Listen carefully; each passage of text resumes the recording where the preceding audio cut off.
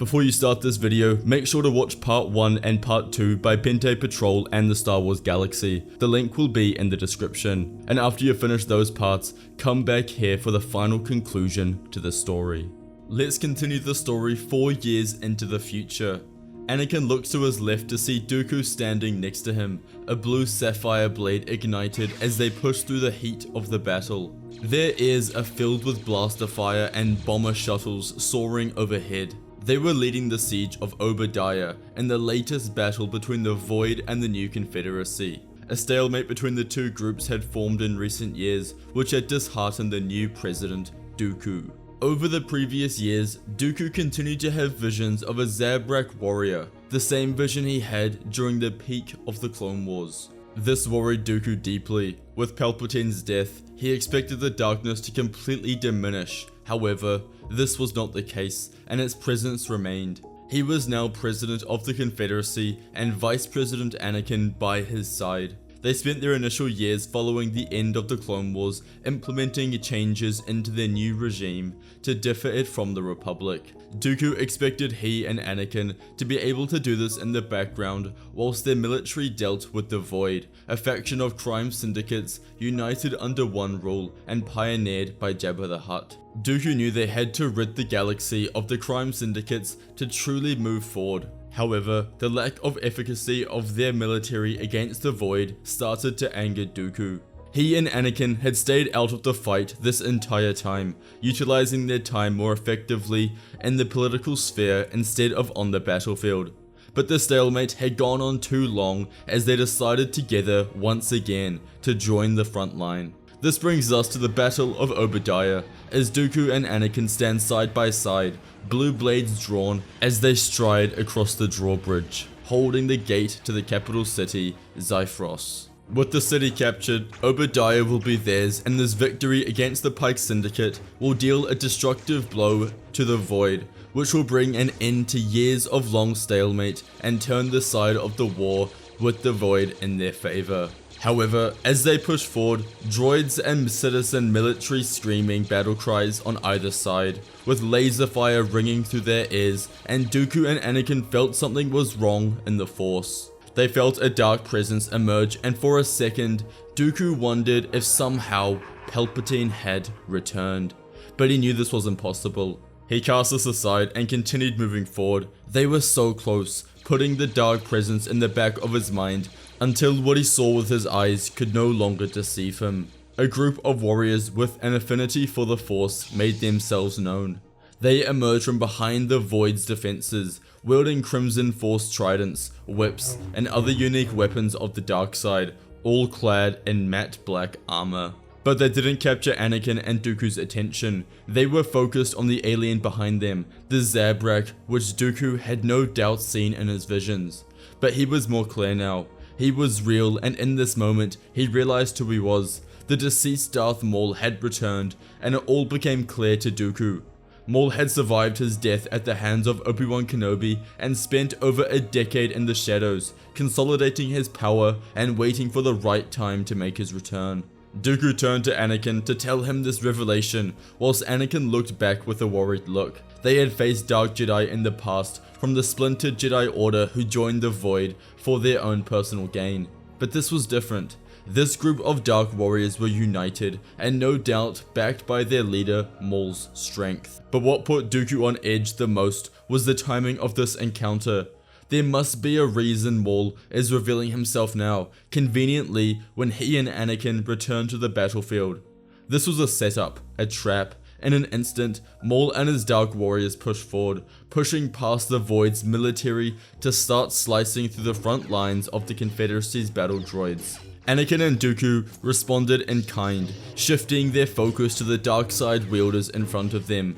They fight on the edge of the bridge. Anakin engages the group of Dark Warriors by himself. His power had increased significantly as he continued to train in the Force over these past 4 decades and was widely known as the strongest Force user in the galaxy. He ducked under the first thrust from the trident and went to cut it in half, but his lightsaber bounced off as he realized it must be imbued with Beskar. A force whip came for his throat, but he held it back with one hand, using the force, whilst his other hand held up his saber as he blocked a crimson saber attempting to cut him in half whilst in front of him. A dagger soared through the air towards his throat. At the last second, Anakin cast up a force bubble as the dagger bounced off, and he twisted to slice down the dark wielder of the force whip and push back the wielder of the crimson blade.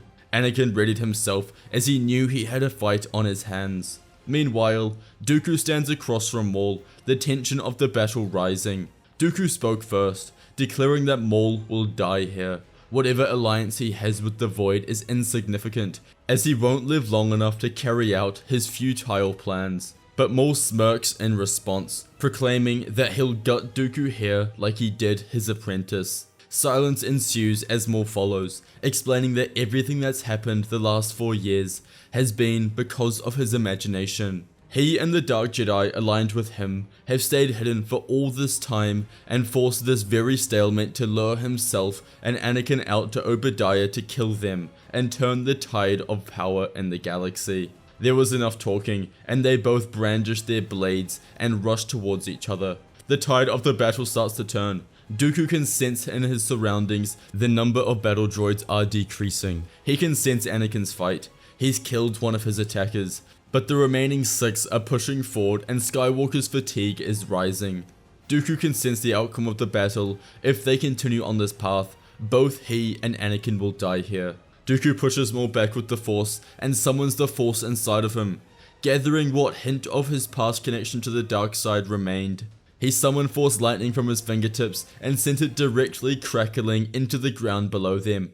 With this, everyone's attention turned to Dooku as the bridge started to oscillate side to side, his lightning crackling completely through the stone, and the collapse of the bridge was imminent. However, instead of cracking the bridge towards the side connected to the city, his lightning was located around the center of the bridge in order to capture most of the Void's forces in the collapse.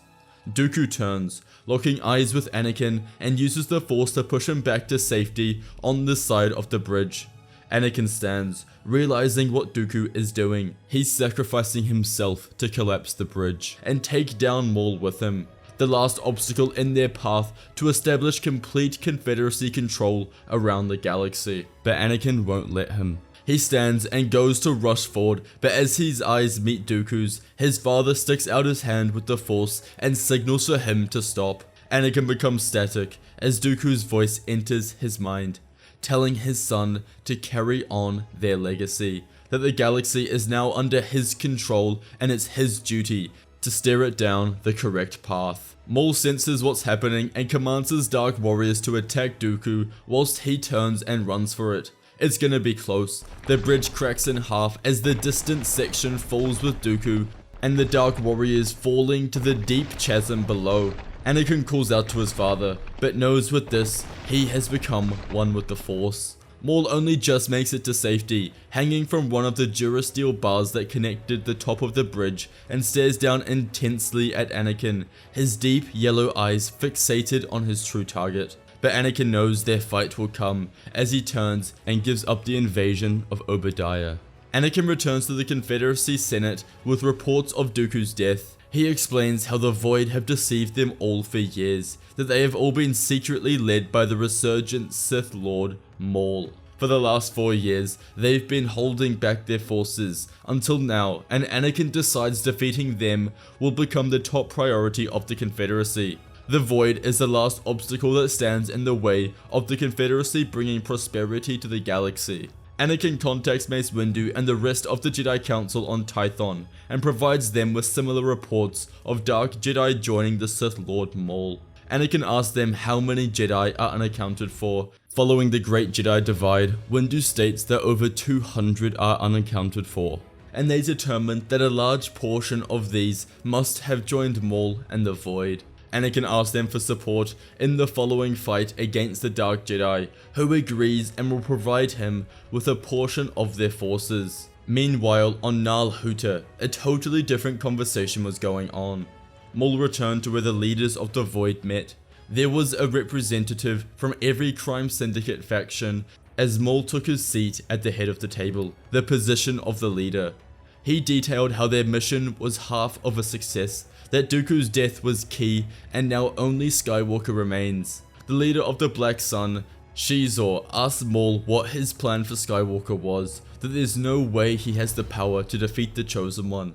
But Maul simply smirks and tells him that his plan for Skywalker started the second he left Obadiah, that he will attack him where it hurts the most. After his call with the Jedi, Anakin returns to his home and he looks forward to seeing his wife Phoebe after not hearing from her all day. He needed to see her face, to embrace her, to take away some of the pain he felt after losing Dooku.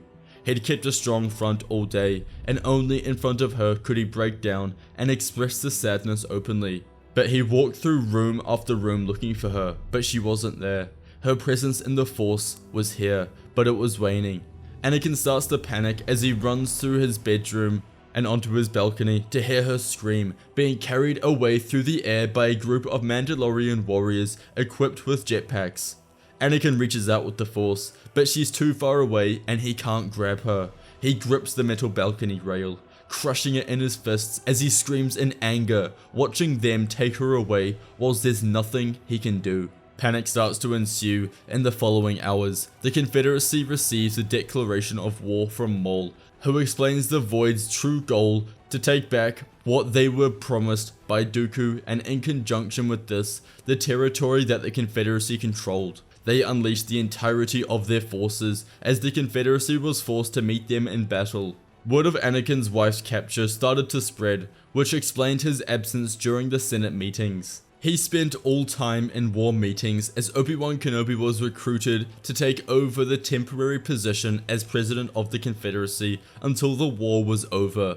Anakin spent a lot of his time coordinating the war effort, planning battles, and spent some time on the battlefield. He wanted to win the war badly, but his primary objective was to find the location of where his wife was being kept. He can still feel her presence in the Force, so he knows she is alive, but he's afraid of what Maul might be doing to her. This pain almost becomes too much to bear as he starts to feel the emotions he felt during his early training with Dooku. He can feel the dark side wanting to rise inside of him, wanting to burst like a flaming volcano on Mustafar, but he knows better. He won't tarnish his father's memory.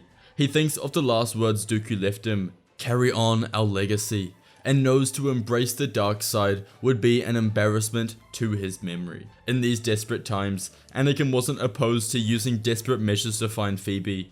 He hired bounty hunters, professional spies, and master slicers, all with the objective of finding her. He suspected she'd be kept close to where Maul's primary hideout was, as he wouldn't risk letting his most important prisoner of war slip from his grasp. Over the following weeks, following her disappearance, the reports slowly came in from under his employment under one of his bounty hunters that had successfully infiltrated the Void's main bounty hunter force. Anakin knew this was his best option at finding her, since the crime syndicates had hundreds of bounty hunters under their payroll, and they wouldn't suspect another random one joining.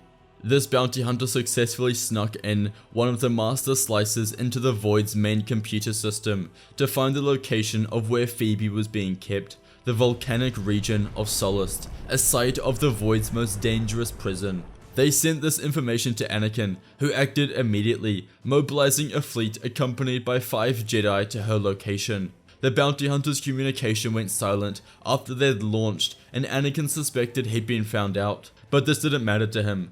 He had the location of his wife, and even if the Void figured out where they were going, they wouldn't be able to raise their defenses in time. The Confederacy's forces come out of hyperspace outside Solace and engage the Void's defenses in place. Anakin pilots one of the single-man fighters to join the other Belbalabs in his fleet to break the blockade to the planet and make his way towards the surface.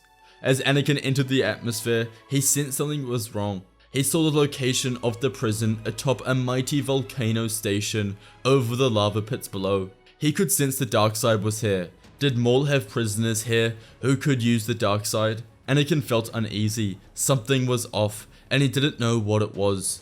But most importantly, he could sense his wife was here, and he was determined to save her. He broke into the prison and used the Force to move stealthily, knocking guards unconscious without making a sound and following Phoebe's presence in the Force until he turned the corridor to find her cell. He runs to the end and blasts off the door with the Force to find her standing there, tied up with a shackle on her face. Anakin ignites his blade to cut off the chains, but as he goes to take out the mouthpiece, he notices her eyes are bulging like she's trying to warn him of something. He finally takes it out and she tells Anakin that it's a trap and points to Maul standing behind him with a band of dark warriors. Anakin now realizes love has blinded him to what was really going on. He uses the Force to sense where they are. This prison is atop a volcano and directly below them is a pool of lava waiting to engulf them, and they're trapped at the end of a long corridor, with the only ways to escape is through Maul and the Dark Warriors, or through the lava below. He turns back to Maul, who laughs at Skywalker, telling him there is now no way for him to escape. He will die here, and without the Chosen One, the Confederacy cannot defeat the Void. But Anakin stands there determined, blade still ignited. He knows he cannot lose this. He cannot fail Dooku, and gestures for his attackers to advance. They oblige Anakin's commands, and they rush forward. The snap hiss of crimson blades echoed down the corridor as Anakin engages all 5 of them. Anakin cannot make a mistake in this fight. His speed is his ally as he must defend off all 5 directions as well as respond with his own attacks. He gets the first break and cuts down one warrior and uses this moment to kick another against the side wall. With this, the tide starts to turn, but Maul joined them. He was a level above the other Dark Warriors. Anakin went into a flow state, letting the Force guide his movements as one by one he started to cut down the Dark Jedi. They were no match for him, or his power, and he was motivated by the love he felt for Phoebe. He wouldn't let her down. He couldn't fail her again. Anakin thrusts his saber through the abdomen of the last warrior and goes to turn all of his attention to Maul, but he wasn't there.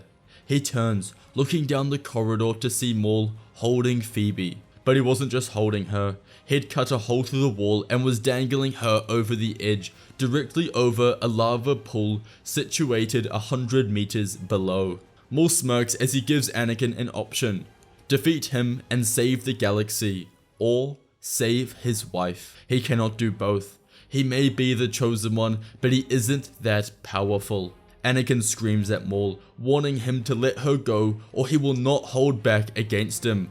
Maul shrugs his shoulders and tells Anakin okay.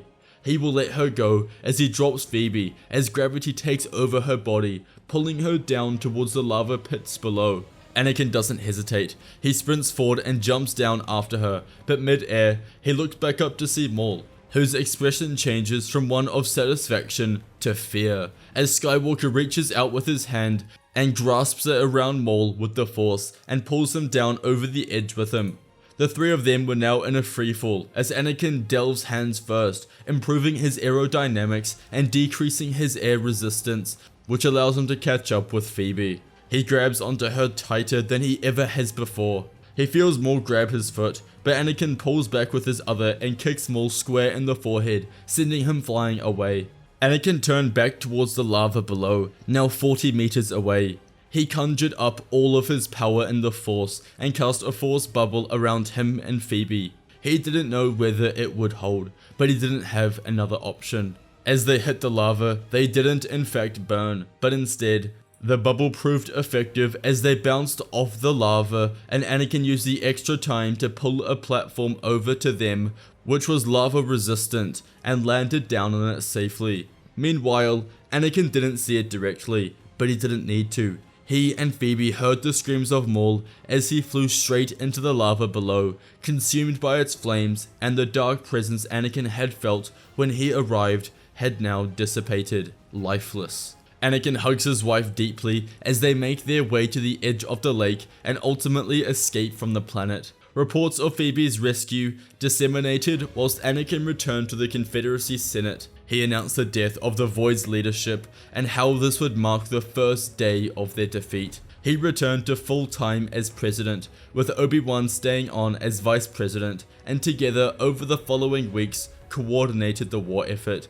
driving the Void and their forces further into the Outer Rim until eventually the Void Council was captured, dead or alive. And with this, the war was finally over. Now the Confederacy were truly the sole governing power in the galaxy, and Anakin could focus completely on creating the galaxy he and his father had envisioned. Months went by as the Confederacy slowly gained more and more territory that it had lost in the war with the Void, and they branched out into the Outer Rim as well as core worlds of the Republic. Over these months, they were forced to send their droid forces as part of their method to keep the worlds in line.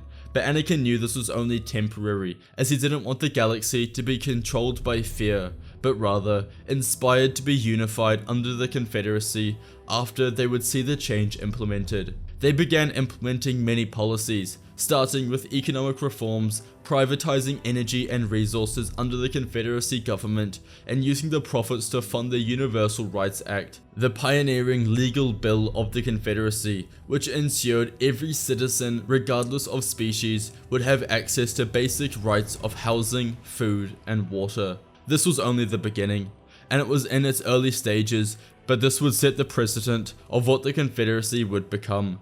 A government that served the people rather than institutions, exactly what Dooku had envisioned. One evening, whilst on their home on Sereno, Anakin sat with his wife, his mother Shmi, and the rest of the Lars family.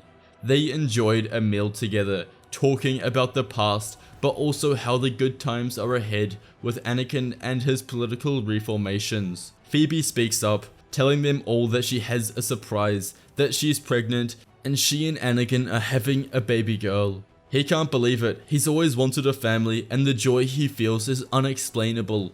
9 months later, Phoebe gives birth to his first daughter, Darla, as he stands with her on the balcony, looking across the grassy plains of Sereno as he sees something sparkle in the distance. 2 figures appear from the sparkle, 2 he will always recognize: the Force ghost of his first master, Qui Gon Jinn, and father, Dooku. They smile at him and Anakin returns the gesture.